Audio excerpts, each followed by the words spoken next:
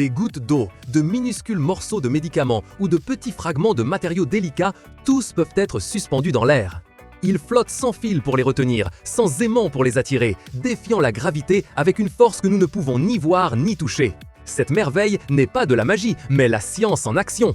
Et l'outil pour y parvenir est quelque chose que nous utilisons tous les jours, mais d'une manière à laquelle vous n'auriez jamais pensé, le son.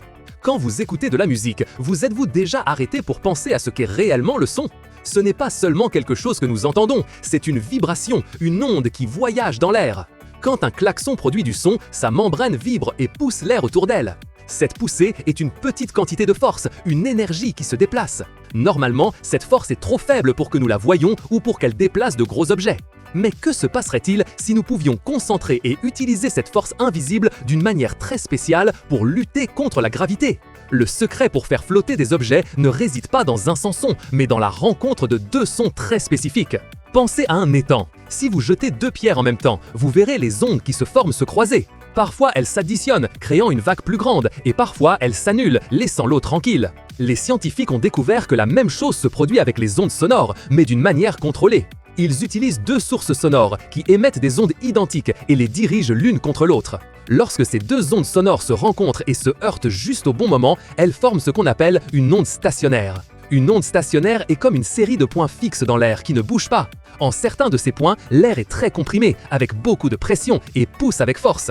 En d'autres points, l'air est très détendu et avec très peu de pression. Ces points de basse pression sont comme des petits creux, comme des berceaux ou des trampolines invisibles où les objets peuvent être piégés et maintenus.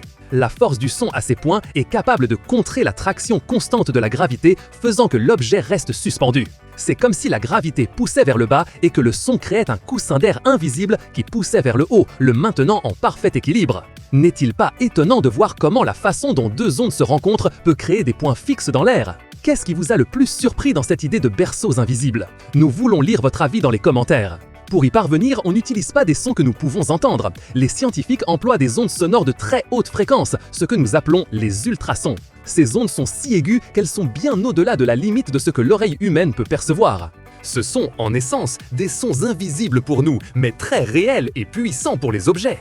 La clé pour qu'un objet flotte ne réside pas seulement dans la possession de ces ondes spéciales, mais dans la relation exacte entre leur pas et la taille de l'objet. Le pas d'une onde est appelé longueur d'onde. Imaginez la distance entre deux crêtes d'une vague en mer. Pour qu'un objet flotte, il doit s'insérer parfaitement dans ces berceaux de basse pression que les ondes stationnaires forment. Si les ondes sont très longues, les berceaux sont très grands et un petit objet tomberait simplement à travers elles. C'est pourquoi on utilise des fréquences très élevées. Une fréquence élevée signifie que les ondes sont plus courtes. Et des ondes plus courtes signifient que ces points de basse pression, ces berceaux, sont plus petits et plus rapprochés.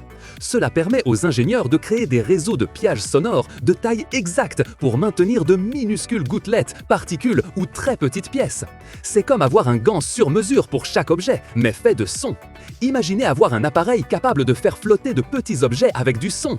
Quel minuscule objet essayeriez-vous de faire léviter en premier et à quoi l'utiliseriez-vous ? Racontez-nous votre idée dans les commentaires. La capacité de manipuler des objets sans les toucher a une valeur immense dans de nombreux domaines. L'une des applications les plus importantes est la pureté et la prévention des dommages. Pensez au laboratoire où l'on travaille avec des substances chimiques délicates ou des médicaments très sensibles. Si ces substances touchent des surfaces, elles peuvent être contaminées, ou si elles sont manipulées avec des outils physiques, elles peuvent être endommagées.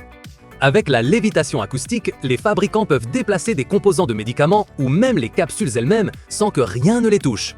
Cela signifie des produits plus propres, plus purs et sans défaut causés par la manipulation. Une autre utilisation vitale est la manipulation des liquides. Dans des endroits comme la Station spatiale internationale, où il n'y a pas de gravité, les liquides flottent et se dispersent. Une équipe de chercheurs a démontré comment utiliser le son pour former des gouttelettes de liquide et les déplacer avec exactitude dans un environnement sans gravité. C'est fondamental pour les expériences spatiales ou pour les futures bases sur d'autres planètes où la manipulation de liquide est un énorme défi. En regardant vers l'avenir, les experts suggèrent que cette technologie pourrait révolutionner la médecine. On imagine utiliser le son pour déplacer des cellules vivantes pendant une recherche ou même lors de chirurgies délicates pour repositionner des tissus sans contact physique. Elle pourrait également être utilisée dans l'industrie pour assembler des composants électroniques minuscules et fragiles ou pour déplacer des matériaux dangereux en toute sécurité. Les possibilités sont presque illimitées pour déplacer ce qui est délicat, précieux ou risqué sans avoir besoin de le toucher. C'est incroyable comme une force que nous ne pouvons ni voir ni entendre peut être si utile, n'est-ce pas ? Laquelle de ces applications vous semble la plus innovante ou celle qui aura le plus grand impact à l'avenir? Partagez votre avis ci-dessous. Au final, le son est bien plus que de simples vibrations qui atteignent nos oreilles. C'est une forme d'énergie qui, avec les connaissances et la précision adéquates, peut être contrôlée. Les scientifiques ont découvert comment faire en sorte que les ondes sonores à haute fréquence s'unissent et créent ces points de calme, ces berceaux de basse pression. Ces endroits spéciaux sont ceux où les petits objets trouvent un équilibre parfait pour flotter, luttant directement contre la force de la gravité. Ainsi, le son ne fait pas que voyager dans l'air, il le façonne. Il permet à la matière de léviter et de prouver qu'avec la bonne science, même le plus fondamental de notre univers peut être défié. Si vous avez été surpris de voir comment le son peut faire flotter des objets dans l'air, mettez un j'aime à cette vidéo. Abonnez-vous à la chaîne Explorando pour ne pas manquer d'autres découvertes fascinantes. Et n'oubliez pas de nous laisser vos commentaires avec vos idées et vos questions. Partagez cette vidéo avec vos amis pour que plus de gens découvrent l'incroyable pouvoir du son.